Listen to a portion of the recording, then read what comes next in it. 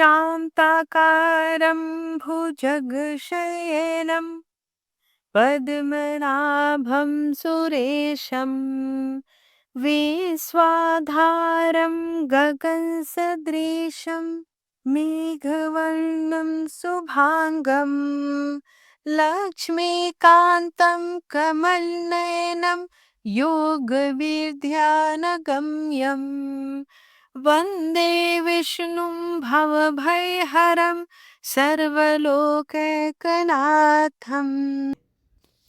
एक राजा था। वह बहुत ही दानी था। वह नित्य गरीबों और ब्राह्मणों की सहायता किया करता था। यह बात उसकी रानी को अच्छी नहीं लगती थी। वह न तो गरीबों को दान देती, न ही भगवान का पूजन करती थी और राजा को भी दान देने से मना किया करती थी। एक दिन राजा शिकार खेलने वन को गए हुए थे, तो रानी महल में अकेली थी। उसी समय बृहस्पति देव साधु का वेश बदलकर राजा के महल में भिक्षा मांगने आए और रानी से भिक्षा मांगी। तब रानी ने भिक्षा देने से इनकार किया और कहा, हे साधु महाराज, मैं तो इस दान पुण्य से तंग आ गई हूँ। मेरा पति सारा धन लुटाते रहते हैं। मेरी इच्छा है कि हमारा सब धन नष्ट हो जाए, ताकि मैं फिर ना रहेगी बांस ना बजेगी बांसुरी। साधु ने कहा, देवी, तुम तो बड़ी विचित्र हो। धन संतान तो सभी चाहते हैं, पुत्र और लक्ष्मी तो पापी के घर भी होने चाहिए। यदि तुम्हारे पास अधिक धन है तो भूखों को भोजन दो, प्यासों के लिए प्याव बनवाओ, मुसाफिरों के लिए धर्मशालाएं खुलवाओ। अपनी कुंवारी कन्याओं का विवाह नहीं कर सकते, उनका विवाह करा दो। ऐसे और कई काम हैं जिनको करने से तुम्हारा यश लोक परलोक में फैलेगा। परंतु रानी पर साधु के उपदेश का कोई प्रभाव न पड़ा। वह बोली, महाराज, आप मुझे कुछ ना समझाएं। मैं ऐसा धन नहीं चाहती जिसे मैं हर किसी को बांटती चलूं। साधु ने उत्तर दिया, यदि तुम्हारी ऐसी इच्छा है तो तथास्तु। तुम ऐसा करना कि बृहस्पतिवार को घर लीपकर पीली मिट्टी से अपना सिर धोकर स्नान करना, भट्टी चढ़ाकर कपड़े धोना। ऐसा करने से आपका सारा धन नष्ट हो जाएगा। इतना कहकर वह साधु महाराज वहां से आलोप हो गए। साधु के अनुसार कई बातों को पूरा करते हुए रानी को केवल 3 बृहस्पतिवार ही बीते थे कि उसकी समस्त धन संपत्ति नष्ट हो गई। भोजन के लिए राजा का परिवार तरसने लगा। तब एक दिन राजा ने रानी से बोला कि हे रानी, तुम यहीं रहो, मैं दूसरे देश को जाता हूँ, क्योंकि यहाँ पर सभी लोग मुझे जानते हैं, इसलिए मैं कोई छोटा कार्य नहीं कर सकता। ऐसा कहकर राजा प्रदेश चला गया। वहाँ वह जंगल से लकड़ी काट कर लाता और शहर में बेचता। इस तरह वह अपना जीवन व्यतीत करने लगा। इधर राजा के परदेश जाते ही रानी और दासी दुखी रहने लगी। एक बार जब रानी और दासी को 7 दिन तक बिना भोजन के रहना पड़ा, तो रानी ने अपनी दासी से कहा, हे दासी, पास के नगर में मेरी बहन रहती है, वह बड़ी धनवान है। तू उसके पास जा और कुछ ले आ, ताकि थोड़ी बहुत गुजर बसर हो जाएगी। दासी रानी के बहन के पास गई। उस दिन गुरुवार था और रानी की बहन उस समय बृहस्पतिवार व्रत की कथा सुन रही थी। दासी ने रानी की बहन को अपनी रानी का संदेश दिया, लेकिन रानी की बड़ी बहन ने कोई उत्तर नहीं दिया। जब दासी को रानी की बहन से कोई उत्तर नहीं मिला तो वह बहुत दुखी हुई और उसे क्रोध भी आया। दासी ने वापस आकर रानी को सारी बात बता दी। सुनकर रानी ने अपने भाग्य को कोसा। उधर रानी की बहन ने सोचा कि मेरी बहन की दासी आई थी, परंतु मैं उससे नहीं बोली, इससे वह बहुत दुखी हुई होगी। कथा सुनकर और पूजन को समाप्त करके वह अपनी बहन के घर आई और कहने लगी, हे बहन, मैं बृहस्पतिवार का व्रत कर रही थी।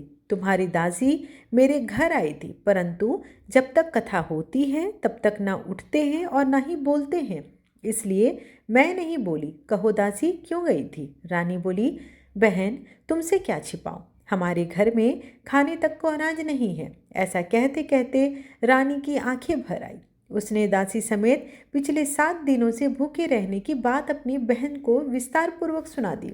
रानी की बहन बोली, देखो बहन, भगवान बृहस्पति देव सबकी मनोकामना पूर्ण करते हैं। देखो, शायद तुम्हारे घर में अनाज रखा हो।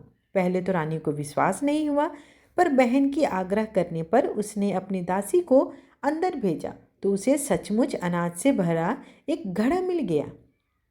उसे देखकर दासी को बड़ी हैरानी हुई। दासी ने रानी से कहा, हे रानी, जब हमको भोजन नहीं मिलता तो हम व्रत ही तो करते हैं, इसलिए क्यों न इनसे व्रत और कथा की विधि पूछ ली जाए ताकि हम भी इस उत्तम व्रत को कर सके। तब रानी ने अपनी बहन से बृहस्पतिवार व्रत के बारे में पूछा। उसकी बहन ने बताया कि बृहस्पतिवार के व्रत में चने की दाल और मुनक्का से विष्णु भगवान का केले की जड़ में पूजन करें तथा दीपक जलाएं, व्रत कथा सुने और पीला भोजन ही करें। इससे बृहस्पति देव प्रसन्न होते हैं और व्रत और पूजन विधि बताकर रानी अपने घर लौट आई। 7 दिन के बाद जब गुरुवार आया तो रानी और दासी ने व्रत रखा। गुड़साल में जाकर चना और गुड़ लेकर आई, फिर उससे केले की जड़ तथा विष्णु भगवान का पूजन किया। अब पीला भोजन कहाँ से लाएं? दोनों बहुत दुखी थी। चूँकि उन्होंने व्रत किया था इसलिए बृहस्पति देव उनसे प्रसन्न थे, इसलिए वे एक साधारण व्यक्ति का रूप धारण करके 2 थालों में सुंदर पीला भोजन दासी को दे गए। भोजन पाकर दासी प्रसन्न हुई और फिर रानी के साथ मिलकर भोजन को ग्रहण किया। उसके बाद वे सभी गुरुवार को व्रत और पूजन करने लगी। बृहस्पति भगवान की कृपा से उनके पास फिर से धन संपत्ति आ गई, परंतु रानी फिर से पहले की तरह आलस्य करने लगी। तब दासी बोली, देखो रानी, तुम पहले भी इस प्रकार आलस्य करती थी, तुम्हें धन के रखने में कष्ट होता था, इस कारण सभी धन नष्ट हो गया है, और जब तुम्हें भगवान बृहस्पति देव की कृपा से धन प्राप्त हुआ है तो तुम्हें फिर से आलस्य होता है। रानी को समझाते हुए दासी कहती है कि बड़ी मुसीबतों के बाद हमने यह धन पाया है, इसलिए हमें दान पुण्य करना चाहिए, भूखे मनुष्यों को भोजन कराना चाहिए। मैंने रात्रि में अपनी स्त्री को व्याकुल देखा है, मेरे पास कुछ भी नहीं जिससे मैं उसकी खबर मंगा सकूं। साधु ने कहा, हे लकड़हारे, तुम किसी बात की चिंता मत करो। बृहस्पति के दिन तुम रोजाना की तरह लकड़ियां लेकर शहर को जाओ, तुमको रोज से दुगना धन प्राप्त होगा, जिससे तुम भली भांति भोजन कर लोगे तथा बृहस्पति देव की पूजा का सामान भी आ जाएगा। इतना कहकर साधु अंतर्ध्यान हो गए। धीरे धीरे समय व्यतीत होने पर फिर वही बृहस्पतिवार का दिन आया। लकड़हारा जंगल से लकड़ी काटकर किसी शहर में बेचने गया। उसे उस दिन उससे अधिक पैसा मिला। राजा ने चना गुड़ आदि लाकर गुरुवार की व्रत कथा की। उस दिन से उसके सभी कलेश दूर हो गए, परंतु जब दोबारा गुरुवार आया तो वो बृहस्पतिवार का व्रत करना भूल गया। इस कारण बृहस्पति भगवान नाराज हो गए। उस दिन उस नगर के राजा ने विशाल यज्ञ का आयोजन किया तथा शहर में घोषणा करा दी कि कोई भी मनुष्य अपने घर भोजन न बनावे, मेरे यहाँ भोजन करने आवे। इस आज्ञा को जो नहीं मानेगा उसे फांसी की सजा दी जाएगी। इस तरह की घोषणा संपूर्ण नगर में करवा दी गई। राजा की आज्ञा अनुसार शहर के सभी लोग भोजन करने गए, लेकिन लकड़हारा कुछ देर से पहुंचा, इसलिए राजा उसको अपने साथ घर लेकर गए और ले जाकर भोजन करा रहे थे तो रानी की दृष्टि उस खूंटी पर पड़ी जिस पर उसका हार लटका हुआ था। वह वहां पर दिखाई नहीं दिया। रानी ने निश्चय किया कि मेरा हार इसी मनुष्य ने चुरा लिया है। उसी समय सिपाहियों को बुलाकर उसको कारागार में डलवा दिया। जब लकड़हारा कारागार में पड़ गया और बहुत दुखी होकर विचार करने लगा कि न जाने कौन से पूर्व जन्म के कर्म से मुझे यह दुख प्राप्त हुआ है, और उसी साधु को याद करने लगा जो कि जंगल में मिला था। उसी समय तत्काल बृहस्पति देव साधु के रूप में प्रकट हो गए और उसकी दशा को देखकर कहने लगे, अरे मूर्ख, तूने बृहस्पति देव की कथा नहीं करी है, इस कारण तुझे दुख प्राप्त हुआ है। अब चिंता मत कर। बृहस्पतिवार के दिन कारागार के दरवाजे पर 4 पैसे पड़े मिलेंगे, उनसे तू बृहस्पति देव की पूजा करना, तेरे सभी कष्ट दूर हो जाएंगे। बृहस्पति के दिन उसे 4 पैसे पड़े मिले। लकड़हारे ने कथा कही। उसी रात्रि को बृहस्पति देव ने उस नगर के राजा को स्वप्न में कहा, हे राजा, तुमने जिस आदमी को कारागार में बंद किया है वह तो निर्दोष है, वह राजा है, उसे छोड़ दो। रानी का हार उसी खूंटी पर लटका है। अगर तू ऐसा नहीं करेगा तो मैं तेरे राज्य को नष्ट कर दूंगा। इस तरह रात्रि के स्वप्न को देखकर राजा प्रातःकाल उठा और खूंटी पर हार देखकर लकड़हारे को बुलाकर क्षमा मांगी तथा लकड़हारे को योग्य सुंदर वस्त्र आभूषण देकर विदा कर दिया। बृहस्पति देव की आज्ञा अनुसार लकड़हारा अपने नगर को चल दिया। राजा जब अपने नगर के निकट पहुंचा तो उसे बड़ा आश्चर्य हुआ। नगर में पहले से अधिक बाग, तालाब, कुएं और धर्मशाला बने हुए थे। राजा ने पूछा, यह किसका बाग है, यह किसकी धर्मशाला है? तब नगर के लोग कहने लगे, यह सब रानी और बांदी के हैं। तो राजा को आश्चर्य हुआ और साथ में गुस्सा भी आया। जब रानी ने यह खबर सुनी कि राजा आ रहे हैं तो उन्होंने बांदी से कहा, हे दासी, देखो राजा हमको कितनी बुरी हालत में छोड़ गए थे। वे हमारी ऐसी हालत देखकर लौट न जाए, इसलिए तू दरवाजे पर खड़ी हो जा। आज्ञा अनुसार दासी दरवाजे पर खड़ी हो गई और राजा जब आए तो उनको अपने साथ लेकर घर आई। तब राजा ने क्रोध करके अपनी रानी से पूछा, यह धन तुम्हें कैसे प्राप्त हुआ है? और तो उन्होंने कहा, हमें यह सब धन बृहस्पति देव के व्रत के प्रभाव से प्राप्त हुआ है। राजा ने निश्चय किया कि 7 रोज बाद तो सभी बृहस्पति देव का पूजन करते हैं, परंतु मैं प्रतिदिन दिन में 3 बार कहानी तथा रोज व्रत किया करूँगा। अब हर समय राजा के दुपट्टे में चने की दाल बंधी रहती थी तथा दिन में 3 बार कहानी कहता। एक रोज राजा ने विचार किया कि चलो अपनी बहन के यहाँ हो आते हैं। इस तरह निश्चय कर राजा घोड़े पर सवार हो अपनी बहन के यहाँ चलने लगा। मार्ग में उसने देखा कि कुछ आदमी एक मुर्दे को लिए जा रहे हैं। उन्हें रोककर राजा कहने लगे, अरे भाइयों, मेरे बृहस्पति देव की कथा श्रवण कर लो। वे बोले, लो, हमारा आदमी मर गया और इनको कथा कहने की पड़ी है। परंतु कुछ आदमी बोले, अच्छा, कहो, हम तुम्हारी कथा भी सुनेंगे। राजा ने दाल निकाली और जब कथा आधी हुई थी कि मुर्दा हिलने लगा और जब कथा समाप्त हो गई तो राम राम करके मनुष्य उठ खड़ा हुआ। आगे मार्ग में उसे एक किसान खेत में हल चलाता मिला। राजा ने उसे देख और उससे बोला, अरे भैया, तुम मेरी बृहस्पतिवार की कथा सुन लो। किसान बोला, जब तक मैं तेरी कथा सुनूंगा तब तक 4 हरैया जोत लूँगा। जा अपनी कथा किसी और को सुना। इस तरह राजा आगे चलने लगा। राजा के हटते ही बैल पछाड़ खाकर गिर गए तथा किसान के पेट में जोर से दर्द होने लगा। उस समय उसकी माँ रोटी लेकर आई। उसने जब यह देखा तो अपने पुत्र से सब हाल पूछा और बेटे ने सभी हाल कह दिया। तो बुढ़िया दौड़ी दौड़ी घुड़सवार के पास गई और बोली, मैं तेरी कथा सुनूंगी, तुम अपनी कथा मेरे खेत पर चलकर कहो।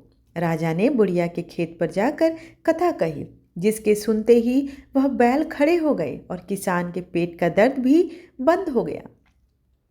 राजा अपनी बहन के घर पहुंचा। बहन ने भाई की खूब मेहमानबाजी की। दूसरे रोज प्रातःकाल राजा जागा तो वह देखने लगा कि सब लोग भोजन कर रहे हैं। राजा ने अपनी बहन से कहा, ऐसा कोई मनुष्य नहीं है जिसने भोजन नहीं किया हो जो मेरी बृहस्पतिवार की व्रत कथा सुन ले। बहन बोली, हे भैया, यह देश तो ऐसा है कि यहाँ लोग पहले भोजन करते हैं, बाद में कोई दूसरा काम करते हैं। अगर कोई पड़ोस में है तो मैं उसे देख कर आती हूँ। वह ऐसा कहकर देखने चली गई, परंतु उसे कोई ऐसा व्यक्ति नहीं मिला जिसने भोजन न किया हो। अतः वह एक कुम्हार के घर गई जिसका लड़का बीमार था। उसे मालूम हुआ कि उसके यहाँ 3 रोज से किसी ने भोजन नहीं किया। रानी ने अपने भाई की कथा सुनने के लिए कुम्हार से कहा। वह तैयार हो गया। राजा ने जाकर बृहस्पतिवार की कथा कही, जिसको सुनकर उसका लड़का ठीक हो गया। अब तो राजा की प्रशंसा होने लगी। एक दिन राजा ने अपनी बहन से कहा कि बहन, चलो हम अपने घर जाएंगे, तुम भी तैयार हो जाओ। राजा की बहन ने अपनी सास से कहा।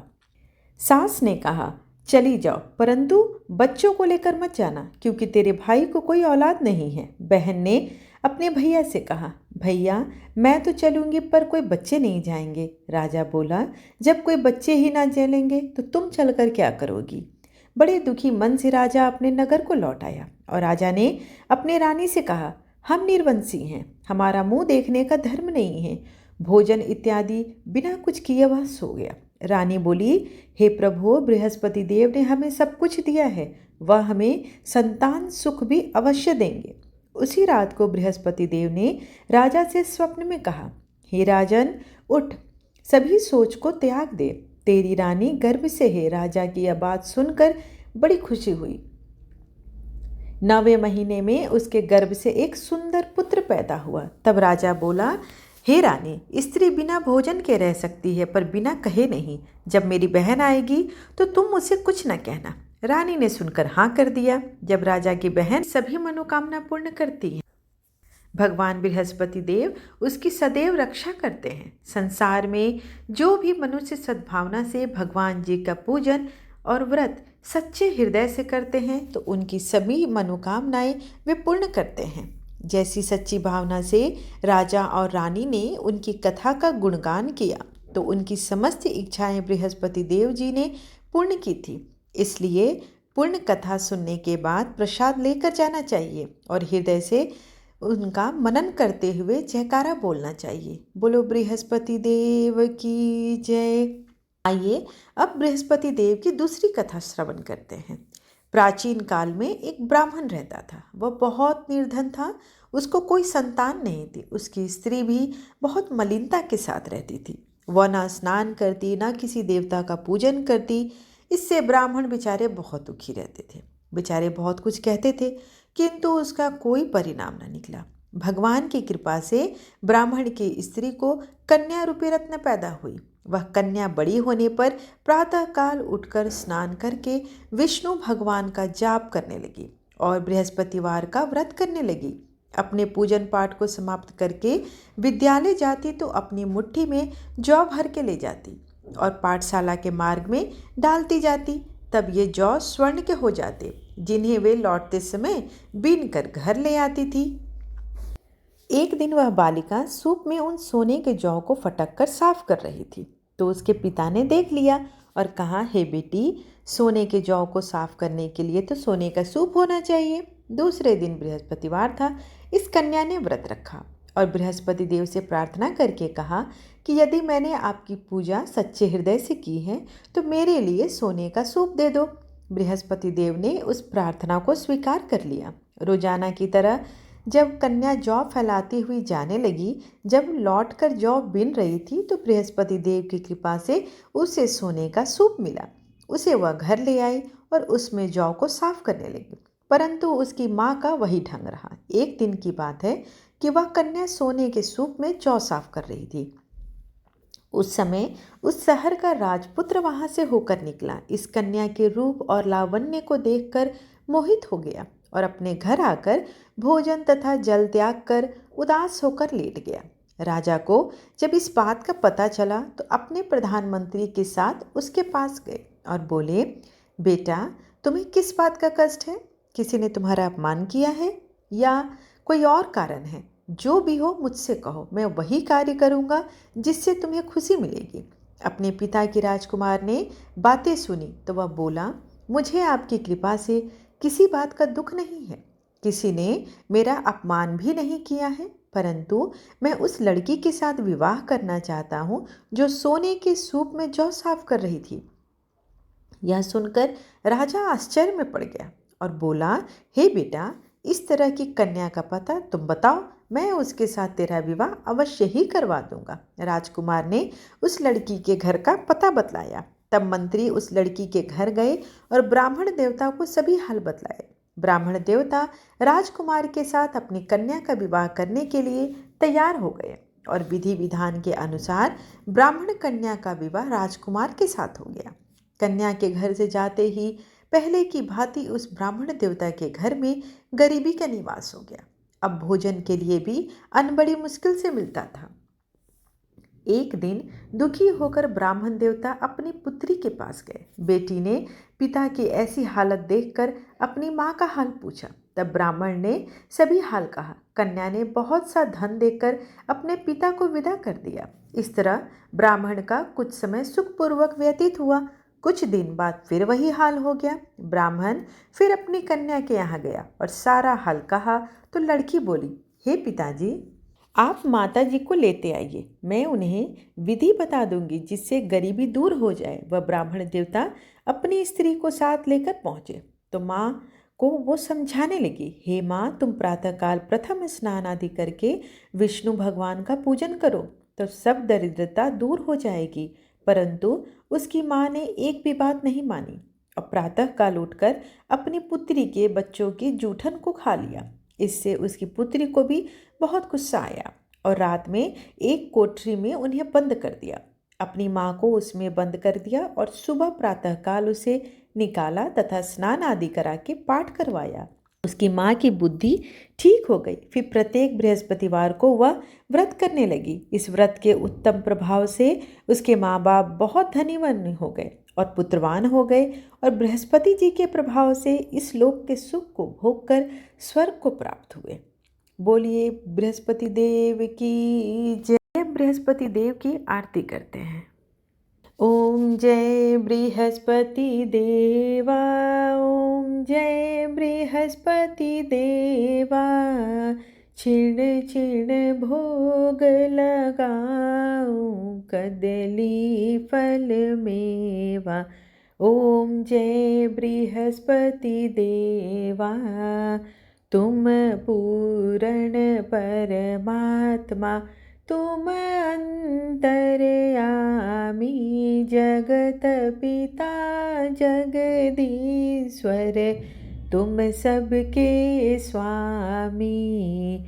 ओम जय बृहस्पति देवा, चरणामृत निज निर्मल, सब पातक हरता, सकल मनोरथ दायक, कृपा करो भरता। ओम जय बृहस्पति देवा, तन मन धन अर्पण कर, जो जन शरण पड़े, प्रभु प्रकट तब हो कर, आकर द्वार खड़े। ओम जय बृहस्पति देवा, दीन दयाल दयानिधि, भक्तन हितकारी, पाप दोष सब हरता, भवबंधन हारी। ओम जय बृहस्पति देवा, सकल मनोरथ दायक, सब संशय टारी, विषय विकार मिटाओ, संतन सुखकारी। ओम जय बृहस्पति देवा, जो कोई आरती तेरी प्रेम सहित गावे, ज्येष्ठानंद आनंद करे, निश्चय फल पावे। ओम जय बृहस्पति देवा। सब बोलो विष्णु भगवान की जय, बोलो बृहस्पति देव की जय।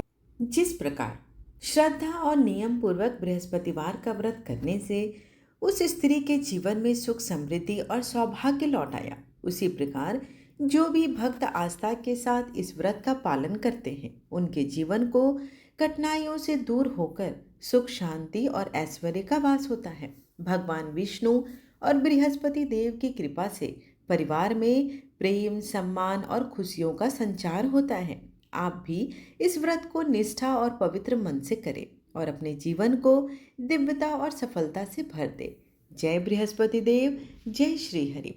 कल मिलते हैं अध्यात्म से जुड़ी एक अगली कथा के साथ। धन्यवाद।